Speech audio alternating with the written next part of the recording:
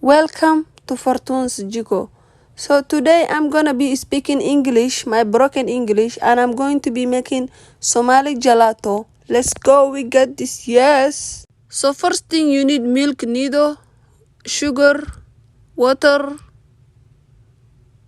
What is this? Hell? Iyo caagado. Of English kuma aqaan, sorry.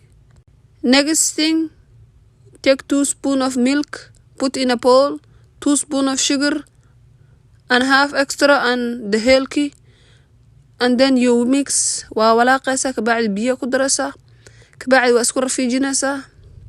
After that is ready, you put in the caagi. After you put in the caag, qori dhex geli, kabacdi waa diyaar. Fridge ka geynayna, biri ayaan usoo laabanayna. Yes, thank you.